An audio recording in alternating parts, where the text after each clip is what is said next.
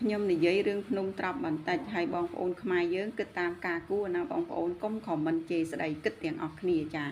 ហើយមុននឹងខ្ញុំនិយាយនេះខ្ញុំគិតយូរហើយចាខ្ញុំគិតយូរហើយខ្ញុំយកមកវិភាគខ្លួនឯងហើយខ្ញុំ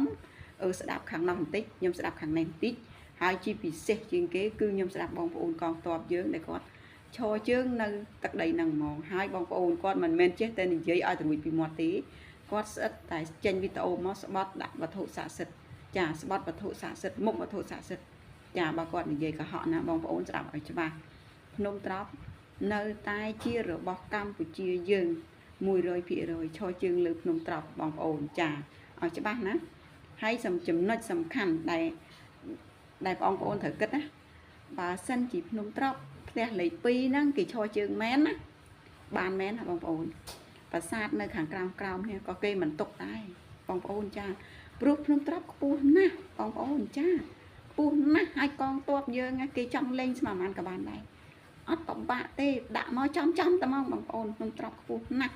សំខាន់ជាងគេគឺភ្នំត្រាប់ហ្នឹងហើយចាទី1ទី2បើផ្ទះលេខ2ហ្នឹងឈរជើងនៅភ្នំត្រាប់យកភ្នំត្រាប់បានមែនណា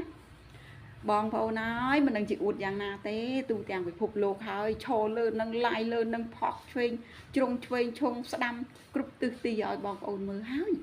មិនមែនយកតែត្រប់ក្តោគោនឹងយកមកដោតទង់ជាតិទេណានេះខ្ញុំនិយាយចេះចុះបងប្អូនគិតឲ្យពិចារណាមួយទៀតបើសិនជាណាយកភ្នំត្រាប់បានមែនហេតុអីក៏ដល់ពេលសប្ថ្ងៃនេះប្រហែលថ្ងៃនេះណា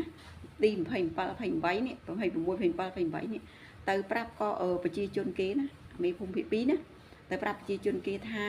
សារភាពហើយទ្រាំលែងបានណាថាมันអាចយកបានទេណាកងទ័ពកម្ពុជាឈរជើងទាំងអស់ទាំងប្រាសាទទាំងភ្នំត្រាប់ណាពីមុនណាកុហកថាយកបានទៅប្រាសាទតាមួនប្រាសាទអីខ្ញុំនិយាយសរុបចាតែឥឡូវនឹងលែងកុហកហើយសារភាពប្រាប់ប្រជាជនអស់ហើយថាយកអត់បានទេកងទ័ពកម្ពុជាឈរជើងទាំងអស់ណា